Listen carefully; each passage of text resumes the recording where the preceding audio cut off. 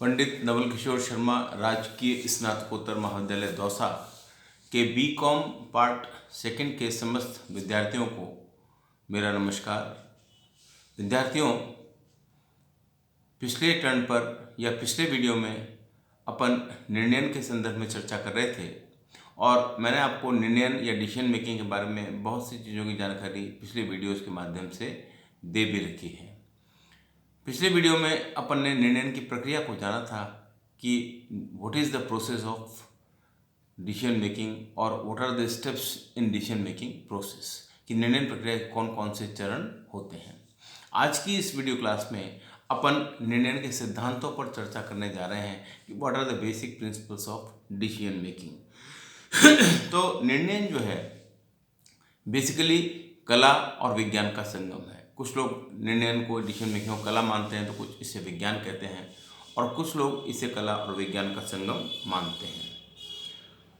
इस कार्य को सफलतापूर्वक करने के लिए, निर्णय के कार्य को सफलतापूर्वक करने के लिए कुछ सिद्धांतों का पालन करना अनिवार्य सा हो जाता है। बेयर्ड और व्हीलर प्रबंध वैज्ञानिक हुए, उन्होंने निर्णय के 6 प्रमुख सिद्धांतों के बारे में बताया और इन 6 सिद्धांतों के अलावा भी कुछ निर्णय के प्रमुख सिद्धांत हैं जिनकी कि अपन आज चर्चा करेंगे। तो सर्वप्रथम अपन बेयर्ड और व्हीलर द्वारा बताए गए 6 सिद्धांतों की बात करते हैं कि उन्होंने निर्णय के कौन से 6 सिद्धांतों की चर्चा की है। तो बेयर्ड और व्हीलर के द्वारा बताए गए जो 6 सिद्धांत हैं उसमें सबसे पहला सिद्धांत है उचित व्यवहार का सिद्धांत, the principle of reasonable behaviour. अब उचित व्यवहार का जो सिद्धांत है, यह सिद्धांत ये कहता है कि प्रबंधक को निर्णय करते समय उचित मानवीय व्यवहार करना चाहिए। मतलब उसको मानव के साथ रीजनेबल बिहेवियर करना चाहिए। हम सभी ये जानते हैं कि मनुष्य की जो मनोदशा है वो स्थिर नहीं है, वो परिवर्तनशील है और वो हर समय परिवर्तित होती भी रहती है। फिर भी उसके व्यवहार में हम मोटे रूप में अनुमान लगा सकते हैं। मनुष्य की जो मनोदशा है या साइकोलॉजी है या मनुष्य की जो फिलॉसफी है, क्योंकि वो स्थिर नहीं परिवर्तनशील है, लेकिन फिर भी उसके बारे में मोटा मोटा अनुमान तो लगाया ही जा सकता है। अतः प्रबंधक को निर्णय लेने से पूर्व उन सभी अधीनस्थों एवं सहकर्मियों के व्यवहार का अध्ययन करना चाहिए। मतलब जब भी प्रबंधक कोई निर्णय करे तो निर्णय करने पूर्व उसको अपने कार्य करने वाले जितने भी अधीनस्थ हैं या जो सहकर्मी हैं उन सभी का जो है व्यवहार का अध्ययन कर लेना चाहिए। उसे अपने निर्णयों का उन पर पड़ने वाले प्रभाव का भी अनुमान लगाना चाहिए। ये भी पता लगाना चाहिए कि जो निर्णय उनके द्वारा किया जाएगा उसका उन अधीनस्थों पर क्या प्रभाव पड़ेगा। ऐसा करके ही प्रबंधक अपने निर्णयों को सही तरीके से क्रियान्वित करवा सकेगा। तो ये उचित मानवीय व्यवहार का सिद्धांत पहला सिद्धांत है। अब जैसे उदाहरण के लिए मान लीजिए निरंतर रूप से देर से आने वाले या कार्य में कोई लापरवाही करने वाले कर्मचारी को नौकरी से निकालने या न निकालने का निर्णय किया जाता है, तो उस पर पूरा विचार करना चाहिए। नौकरी से निकालने के निर्णय से उस कर्मचारी के साथ अन्याय तथा अनुचित व्यवहार तो नहीं हो रहा, इस बात को ध्यान अवश्य रखना चाहिए। इसके अतिरिक्त उसे नौकरी से नहीं निकालने के निर्णय से अन्य व्यक्तियों पर उस बात का क्या प्रभाव हो रहा है, इस पर भी विचार करना चाहिए। इस प्रकार स्पष्ट है कि प्रबंधकों को अपने प्रत्येक निर्णय से सबके साथ उचित मानवीय व्यवहार करना चाहिए तथा उससे सभी पर पड़ने वाले प्रभाव को भी ध्यान में रखना चाहिए।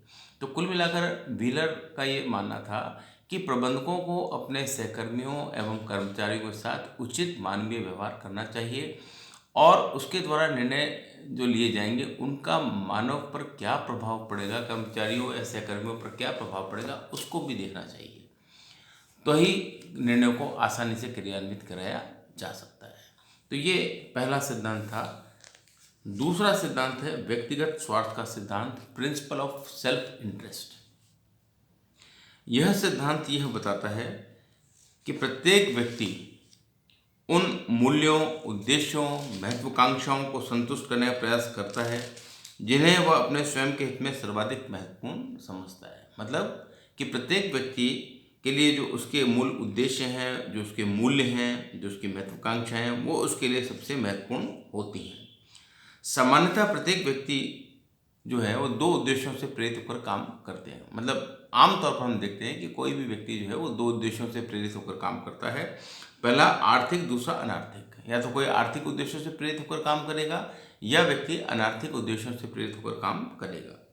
कुछ व्यक्ति आर्थिक उद्देश्यों की पूर्ति को अधिक महत्व देते हैं तो कुछ अनार्थिक उद्देश्यों को प्राथमिकता देते हैं।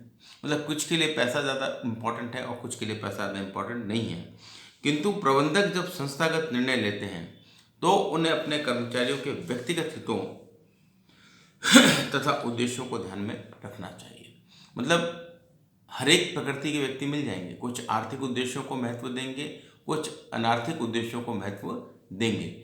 लेकिन प्रबंधक जब भी कोई निर्णय करता है तो प्रबंधकों को कर्मचारियों के साथ जब निर्णय करना पड़े तो उसे कर्मचारियों के व्यक्तिगत हितों तथा उद्देश्यों को ध्यान में रखना चाहिए। इससे भी निर्णयों को क्रियान्वयन करने में आसानी आती है। तो ये दूसरा सिद्धांत हुआ निर्णय का कि व्यक्तिगत स्वार्थ का सिद्धांत, प्रिंसिपल ऑफ सेल्फ इंटरेस्ट, कि प्रबंधक को जब भी कोई निर्णय करना पड़े किसी भी कर्मचारी या सहकर्मी के संदर्भ में तो उसको निर्णय उसके व्यक्तिगत हितों को ध्यान में रखकर या उसके व्यक्तिगत उद्देश्यों को ध्यान में रखकर करना चाहिए, क्योंकि हर एक व्यक्ति के अपने मूल्य, उद्देश्य और महत्वाकांक्षाएं होती हैं जिनको कि वो पूरा करना चाहता है। तीसरा है अधिकतम लाभ का सिद्धांत, प्रिंसिपल ऑफ प्रॉफिट मैक्सिमाइजेशन, अधिकतम लाभ का सिद्धांत। अब अधिकतम लाभ का सिद्धांत ये कहता है या यह इस मान्यता पर आधारित है कि प्रत्येक व्यक्ति अपने निर्णयों तथा कार्यों से अधिकतम लाभ प्राप्त करना चाहता है। मतलब अधिकतम लाभ का सिद्धांत का मतलब ये है कि प्रत्येक व्यक्ति जो है वो अपने निर्णय तथा कार्यों से अधिकतम लाभ प्राप्त करना चाहता है। यह सिद्धांत ये कहता है कि प्रत्येक प्रबंधक को निर्णय करते समय संस्था के आर्थिक, मानवीय एवं राष्ट्रीय उद्देश्यों को में इस प्रकार समन्वय करना चाहिए कि अधिकतम लाभ प्राप्त हो सके। मतलब इस सिद्धांत का मानना है कि प्रबंधक को निर्णय करते समय अपने संस्था के जो आर्थिक, सामाजिक और मानवीय एवं राष्ट्रीय उद्देश्य हैं उनमें इस प्रकार से समन्वय बैठाना चाहिए कि अधिकतम लाभों की प्राप्ति हो सके। इसी प्रकार प्रबंधकों को कर्मचारियों के आर्थिक एवं अनार्थिक उद्देश्यों में भी समन्वय स्थापित करना चाहिए। मतलब प्रबंधकों को ये भी देखना चाहिए कि कर्मचारियों के आर्थिक और अनार्थिक उद्देश्य क्या है और उनमें भी समन्वय बैठाने का प्रयास करना चाहिए। संस्था तथा कर्मचारियों के उद्देश्यों के बीच समन्वय करते हुए निर्णय करने पर ही प्रबंधक अधिकतम लाभ की स्थिति को प्राप्त कर सकता है। तो संस्था तथा कर्मचारियों के उद्देश्यों इनके बीच समन्वय करते हुए निर्णय यदि वो करता है तो अधिकतम लाभ की स्थिति को प्राप्त कर सकता है। तो किसी भी संस्था में जब प्रबंधकों को निर्णय करना होता है तो उनको अधिकतम लाभ के सिद्धांत को ध्यान में रखना चाहिए और अधिकतम लाभ के सिद्धांत को जब भी प्राप्त किया जा सकता है जबकि संस्था तथा कर्मचारी के उद्देश्यों के बीच समन्वय करते हुए किसी प्रकार का कोई निर्णय लिया जाए। ये हुआ तीसरा सिद्धांत जिसको कहते हैं अधिकतम सामाजिक लाभ का सिद्धांत। चौथा है अनुपात का सिद्धांत। अनुपात या प्रिंसिपल ऑफ प्रोपोर्शन। तो अनुपात का सिद्धांत ये कहता है कि निर्णय लेते समय साधनों में अनुपातिक संयोजन भी किया जाना चाहिए। मतलब जब भी आप कोई निर्णय करते हैं तो आपके पास निर्णय लेने के जो साधन हैं, जो टूल्स हैं, उनमें भी पर्याप्त संयोजन या समन्वय किया जाना चाहिए। दूसरे शब्दों में जैसे भूमि, श्रम, पूंजी आदि साधनों के आनुपातिक संयोजन को ध्यान में रखकर ही निर्णय करना चाहिए। मतलब जो आपके साधन हैं जैसे भूमि, श्रम, पूंजी, इन सब के ध्यान में रखकर ही आनुपातिक संयोजन करना चाहिए। साधनों का उचित अनुपात में संयोजन करके ही सीमित साधनों से अधिकतम परिणामों की आशा की जा सकती है। तो ये है अनुपात का सिद्धांत। अनुपात का सिद्धांत का मूल उद्देश्य ये है कि जो भी आपके साधन हैं जैसे भूमि, श्रम, पूंजी, उनके आनुपातिक संयोजन को ध्यान में रखकर निर्णय करना चाहिए। पांचवा सिद्धांत है प्रिंसिपल ऑफ टाइमिंग या समय का सिद्धांत। समय का सिद्धांत जो है ये सिद्धांत भी अपने आप में काफ़ी महत्वपूर्ण है क्योंकि समय ही सार तत्व है। समय बड़ा बलवान है, समय बड़ा इम्पोर्टेंट है। तो समय का सिद्धांत ये कहता है कि प्रबंधकों को उचित समय पर निर्णय करना चाहिए, यथा समय निर्णय करना चाहिए। अगर निर्णय लेने में किसी प्रकार की कोई देरी की जाती है प्रबंधकों की तरफ से, तो कई बार व्यावसायिक शुभ अवसरों का फ़ायदा उठाने से आप चूक सकते हैं। आप कई बार अवसर हाथ में आते हैं व्यवसाय में, उन अवसरों का लाभ उठाने से चूक सकते हैं। अब जो व्यावसायिक अवसर हैं या जो बिजनेस अपॉर्चुनिटीज़ हैं, ये आमतौर पर रोज़ रोज़ नहीं आती। बिजनेस अपॉर्चुनिटीज़ कभी कभार व्यवसाय में आती हैं। वैसे तो रोज़मर्रा में आपका व्यवसाय चलता रहता है, लेकिन जब बड़े पैमाने पर बिजनेस अपॉर्चुनिटीज़ आती हैं तो वो यदा कदा आती हैं, कभी कभी आती हैं। तो उन बिजनेस अपॉर्चुनिटीज़ को एनकैश करने के लिए समय पर निर्णय लिया जाना ज़रूरी है। अगर आपने निर्णय लेने में देरी कर दी और व्यावसायिक सुअवसर हाथ से चला गया, तो फिर दोबारा लौट के आना उसका मुश्किल होता है। तो कोशिश ये करनी चाहिए कि संस्था के प्रधान को कि जब भी कोई व्यावसायिक सुअवसर हाथ में आए, उसका यथासमय निर्णय किया जाए, ताकि व्यावसायिक सुअवसरों का लाभ उठाया जा सके। एक अंग्रेजी में कहावत भी है कि justice delayed is justice denied, कि अगर आप न्याय देने में देरी करते हैं तो उस न्याय का कोई अर्थ नहीं रह जाता। उसी प्रकार से यदि कोई व्यावसायिक सुअवसर प्राप्त होता है और आप निर्णय करने में देरी कर देते हैं, तो उस व्यावसायिक अवसर का आप लाभ नहीं उठा पाएंगे। तो समय का सिद्धांत ये कहता है कि प्रबंधकों को यथा समय रहते हुए निर्णय करने चाहिए। और लास्ट है गतिशीलता का सिद्धांत, प्रिंसिपल ऑफ डायनेमिक्स। यह सिद्धांत इस मान्यता पर आधारित है कि परिस्थितियां परिवर्तनशील हैं। मतलब गतिशीलता सिद्धांत किस सिद्धांत पर आधारित है कि परिस्थितियां परिवर्तनशील हैं। जो सर्कमस्टांसेस हैं वो परिवर्तनशील होती हैं। व्यवसाय के आंतरिक एवं बाहरी वातावरण में निरंतर परिवर्तन होता रहता है। हम सभी जानते हैं कि व्यवसाय का दो प्रकार का वातावरण होता है। एक व्यवसाय का आंतरिक वातावरण होता है और एक व्यवसाय का बाहरी वातावरण आता है, जिसमें कि सरकार, श्रम संघ, पूर्तिकर्ता और इत्यादि सब आते हैं, और आंतरिक वातावरण होता है। तो व्यवसाय के आंतरिक तथा बाहरी वातावरण में निरंतर परिवर्तन होता रहता है, और व्यवसाय का जो वातावरण है वो भी हम जानते हैं परिवर्तनशील है। फलतः सदैव समान प्रकार के निर्णय आप नहीं कर सकते, क्योंकि वातावरण जो है परिवर्तनशील है। तो उस परिवर्तनशील वातावरण में आप समान प्रकार के निर्णय किस प्रकार से करेंगे, ऐसा संभव नहीं है। अतः यह सिद्धांत कहता है कि प्रबंधकों को समय एवं परिस्थितियों को ध्यान में रखकर निर्णय करना चाहिए। तो ये जो सिद्धांत है गतिशीलता सिद्धांत, ये सिद्धांत ये कहता है कि प्रबंधकों को समय और परिस्थितियों, टाइम और सर्कमस्टांसेस को ध्यान में रखकर ही कोई निर्णय करना चाहिए। इतना ही नहीं, समय के साथ साथ जो है कर्मचारियों की मनोदशा, अपेक्षाएं, उद्देश्य, सामाजिक मूल्य भी बदलते हैं। मतलब केवल वातावरण ही परिवर्तनशील नहीं है, ये भी मानना है कि कर्मचारियों की जो मनोदशाएं हैं, कर्मचारियों की जो फिलॉसफी है या साइकोलॉजी है, उनकी अपेक्षाएं क्या हैं और उनके उद्देश्य या उनके सामाजिक मूल्य भी बदलते रहते हैं। अतः निर्णय लेते समय इन परिवर्तनों को सदैव ध्यान रखना चाहिए। कुल मिलाकर ये बात है कि परिवर्तन का सिद्धांत ये कहता है, ये गतिशीलता सिद्धांत ये कहता है कि सर्कमस्टांसेस या परिस्थितियाँ चूँकि परिवर्तनशील होती हैं, इसलिए परिवर्तनशील घटकों को ध्यान में रखकर ही प्रबंधकों को कोई निर्णय करना चाहिए। तो विद्यार्थियों, ये प्रबंध के 6 सिद्धांत हैं जो कि मैंने आपको बताए, जो कि बेयर्ड और व्हीलर द्वारा बताए गए हैं। बेयर्ड और व्हीलर ने ये 6 सिद्धांत निर्णय के बताए हैं। अब मैंने आपको जैसा बताया कि 6 के अलावा भी कई सिद्धांत और हैं जिनकी अपन अभी चर्चा करेंगे। तो उसमें पहला है सहभागिता का सिद्धांत, प्रिंसिपल ऑफ पार्टिसिपेशन। निर्णय का यह सिद्धांत यह कहता है कि निर्णय करते समय सभी संबंधित पक्षकारों को भागीदारी दी जानी चाहिए।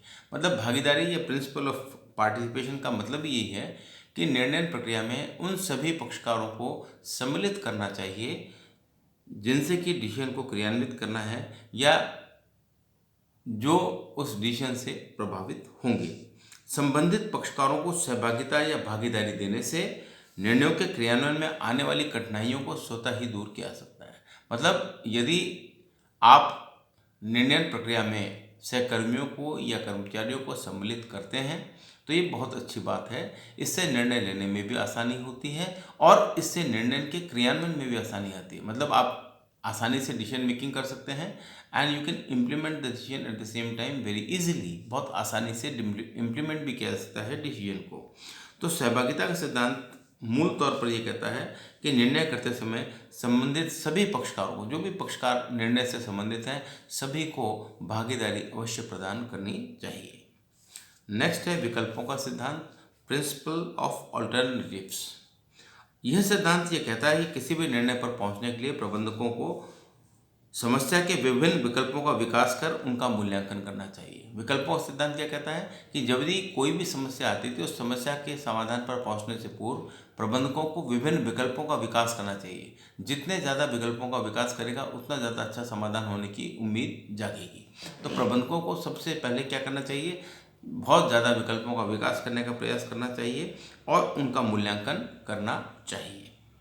विकल्पों का तुलनात्मक मूल्यांकन करने के बाद सर्वश्रेष्ठ विकल्प का चयन करना चाहिए। जैसे कल भी अपन पढ़ रहे थे, ये प्रक्रिया थी निर्णय लेने की, तो यही बात यहाँ पर भी कही है कि विकल्पों का सिद्धांत कहता है कि प्रबंधकों को बहुत से विकल्पों पर विचार करना चाहिए, विकल्पों का मूल्यांकन करना चाहिए और विकल्पों का मूल्यांकन करने के पश्चात उनका तुलनात्मक अध्ययन करना चाहिए कि कौन सा विकल्प जो है सर्वश्रेष्ठ है, जो संस्था के लिए फिट होगा। जो प्रबंध पर्याप्त मात्रा में विकल्प विकसित नहीं कर पाते या विकास नहीं कर पाता, वह कभी भी अनुकूलतम निर्णय पर नहीं पहुंच पाता। मतलब अगर प्रबंधक किसी भी समस्या के समाधान के लिए विकल्पों का विकास करने में चूक कर जाता है या विकल्पों का विकास उतना नहीं कर पाता जितना कि उससे अपेक्षा की जाती है, तो हम कह सकते हैं कि निर्णय वो जो है लेगा वो कभी भी अनुकूलतम निर्णय नहीं हो पाएगा। नेक्स्ट है सीमांत या सीमाकारी घटकों का सिद्धांत, प्रिंसिपल ऑफ लिमिटिंग फैक्टर्स। यह सिद्धांत यह बताता है कि प्रत्येक समस्या का प्रत्येक विकल्प अनेक तत्वों और सीमाओं से प्रभावित होता है। मतलब प्रत्येक समस्या जो है का प्रत्येक विकल्प अनेक तत्वों से या सीमाओं से प्रभावित होता है। अतः विकल्पों का मूल्यांकन एवं चयन करते समय सभी तत्वों एवं सीमाओं को ध्यान में रखना चाहिए। जो प्रबंधक जितने अधिक तत्वों या सीमांत घटकों को ध्यान में रखकर विकल्पों का सही मूल्यांकन करेगा, उतने ही अच्छे निर्णय पर पहुंच सकेगा। किंतु व्यवहार में सभी घटकों को ध्यान में रखना संभव नहीं होता। ऐसी स्थिति में प्रबंधकों को सर्वाधिक महत्वपूर्ण घटकों, जो क्रिटिकल फैक्टर्स हैं, सर्वाधिक महत्वपूर्ण घटक हैं, उनको ध्यान में रखकर ही निर्णय पर पहुंचना होता है। तो कुल मिलाकर जो ये सिद्धांत है सीमांत या सीमाकारी घटकों का सिद्धांत, ये हमें ये बताता है कि प्रत्येक समस्या का प्रत्येक विकल्प, मतलब प्रत्येक समस्या का जो प्रत्येक विकल्प है वो अनेक घटकों या सीमाओं से प्रभावित होता है। तो उन निर्णय करने से पूर्व उन घटकों या सीमाओं को पर्याप्त मात्रा में देख लेना चाहिए और सभी घटकों पर ध्यान देना संभव नहीं हो पाता, इसलिए सभी महत्वपूर्ण घटकों पर तो ध्यान रखकर ही प्रबंधकों को निर्णय करना चाहिए। नेक्स्ट है नियोजित प्रक्रिया का सिद्धांत, प्रिंसिपल ऑफ प्लान्ड प्रोसेस।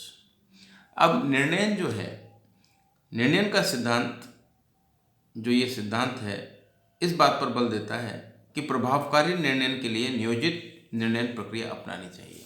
मतलब नियोजित प्रक्रिया का सिद्धांत जो है वो ये कहता है या वो इस बात पर बल देता है कि प्रभावकारी निर्णय के लिए नियोजित निर्णय प्रक्रिया अपनानी चाहिए, प्लान्ड डिसीजन मेकिंग प्रोसेस अपनाना चाहिए। व्यवस्थित निर्णय प्रक्रिया को अपनाकर ही समस्या का उचित समाधान ढूंढा जा सकता है। मतलब आप एक व्यवस्थित निर्णय प्रक्रिया को अपनाकर ही समस्या का उचित समाधान ढूंढ सकते हैं। जैसे कल भी अपन ने बात की थी कि डिसीजन मेकिंग प्रोसेस में कितने चरण हैं, तो उन सभी चरणों को जब आप पूरा कर लेते हैं तो आप अच्छे निर्णय पर पहुंच सकते हैं। तो निर्णय प्रक्रिया को, व्यवस्थित निर्णय प्रक्रिया को अपनाकर ही समस्या का उचित समाधान ढूंढा जा सकता है। उचित निर्णय प्रक्रिया को अपनाकर ही प्रबंधक, मतलब आप उचित निर्णय प्रक्रिया को अपनाकर ही प्रबंधक जो है अपनी सृजनात्मक क्षमता, अनुभव, मतलब अपनी जो क्रिएटिविटी है, अपना जो एक्सपीरियंस है, अंतर्ज्ञान, अपना जो इंट्यूशन है, विवेक तथा वैज्ञानिक तकनीकों का उपयोग कर सकता है। तो उचित निर्णय प्रक्रिया को अपनाकर प्रबंधक भी क्या कर सकता है कि अपने अनुभव, अंतर्ज्ञान, सृजनात्मक क्षमता, विवेक तथा वैज्ञानिक तकनीकों को उपयोग में ला सकता है और अच्छे निर्णयों पर पहुंच सकता है। और अंतिम जो निर्णय है निर्णय का, वो है लोच का सिद्धांत, प्रिंसिपल ऑफ फ्लेक्सिबिलिटी। निर्णय का जो सिद्धांत कहता है कि निर्णय लोचशील होने चाहिए, मतलब निर्णय जो है वो फ्लेक्सिबल होने चाहिए इन अप्रोच। लोचशील निर्णयों को ही परिवर्तित परिस्थितियों एवं वातावरण के अनुसार समायोजित किया जा सकता है। मतलब अगर निर्णय लोचशील हैं तो लोचशील निर्णयों के कारण से ही हम परिवर्तित परिस्थितियों और वातावरण के अनुरूप चीज़ों को समायोजित कर सकते हैं, निर्णयों को समायोजित कर सकते हैं। बेलोच निर्णय कभी भी व्यावसायिक संस्थाओं के लिए लाभप्रद नहीं होते। अगर निर्णयों में फ्लेक्सिबिलिटी नाम की चीज़ नहीं है तो वो निर्णय व्यावसायिक संस्थाओं के लिए खासतौर पर कभी भी उपयुक्त नहीं कहे जा सकते हैं। बेलोच निर्णयों से कभी भी अनुकूलतम परिणाम प्राप्त नहीं किए जा सकते, कभी भी ऑप्टिमम रिजल्ट्स प्राप्त नहीं किए जा सकते। अतः निर्णयों में लोचशीलता होनी चाहिए। तो कुल मिलाकर ये अंतिम सिद्धांत जो है लोचशीलता का सिद्धांत या प्रिंसिपल ऑफ फ्लेक्सिबिलिटी, ये कहता है कि प्रबंधकों को अपने निर्णयों में लोचशीलता रखनी चाहिए और समय काल और परिस्थितियों के अनुसार यदि निर्णयों में परिवर्तन करना पड़े तो उन निर्णयों में आसानी से परिवर्तन किया जा सके, ऐसा होना चाहिए। यदि निर्णय आपके बेलोच हैं और निर्णयों में आप परिवर्तन करने की स्थिति में नहीं हैं तो ऐसे निर्णय किसी भी व्यावसायिक संस्था के लिए अच्छे नहीं माने जा सकते हैं। तो विद्यार्थियों, ये आज आपको मैंने निर्णय के विभिन्न सिद्धांतों के बारे में बताया कि निर्णय के विभिन्न सिद्धांत क्या हैं। तो एक बार मैं आपको पुनः बता दूं कि निर्णय के जो सिद्धांत हैं ये बेयर्ड और व्हीलर द्वारा बताए गए हैं और बेयर्ड और व्हीलर ने निर्णय के 6 प्रमुख सिद्धांतों की चर्चा करी। उन्होंने जो 6 सिद्धांत बताए मैं एक बार रिपीट कर दूं आपको। उनका पहला सिद्धांत था उचित व्यवहार का सिद्धांत, the principle of reasonable behaviour. दूसरा था व्यक्तिगत स्वार्थ का सिद्धांत, प्रिंसिपल ऑफ सेल्फ इंटरेस्ट। तीसरा अधिकतम लाभ का सिद्धांत, प्रिंसिपल ऑफ प्रॉफिट मैक्सिमाइजेशन। चौथा अनुपात का सिद्धांत, प्रिंसिपल ऑफ प्रोपोर्शन। पांचवा समय का सिद्धांत, प्रिंसिपल ऑफ टाइमिंग। छठा गतिशीलता का सिद्धांत, प्रिंसिपल ऑफ डायनेमिक्स। ये तो ब्रांड और व्हीलर ने बताए। इसके अतिरिक्त व्हीलर ने जो बताए थे उन 6 सिद्धांतों के मैंने आपको 5 सिद्धांत और बताए, उनके बारे में एक बार रिपीट कर देता हूँ मैं आपको। वो है सहभागिता का सिद्धांत, प्रिंसिपल ऑफ पार्टिसिपेशन। विकल्पों का सिद्धांत, प्रिंसिपल ऑफ ऑल्टरनेटिव्स। सीमांत या सीमाकारी घटकों का सिद्धांत, प्रिंसिपल ऑफ लिमिटिंग फैक्टर्स। नियोजित प्रक्रिया का सिद्धांत, प्रिंसिपल ऑफ प्लान प्रोसेस। और लास्ट लोच का सिद्धांत या प्रिंसिपल ऑफ फ्लेक्सिबिलिटी। तो आज की क्लास में मैं यहीं समाप्त करता हूँ, जिसमें कि अपन ने निर्णय के सिद्धांतों की चर्चा की विस्तार से, एक एक सिद्धांत को जाना, उसके अर्थ को जाना। उम्मीद करता हूँ कि आज की क्लास में बताए गए निर्णय के सिद्धांत आपको समझ में आ गए होंगे और अगर आपके समझ में कोई ना आया हो और कोई प्रॉब्लम हो तो आप मुझे फ़ोन कर सकते हैं, मुझसे परामर्श कर सकते हैं। अगली क्लास में निर्णय के किसी अन्य विषय को लेकर अपन चर्चा करेंगे। धन्यवाद।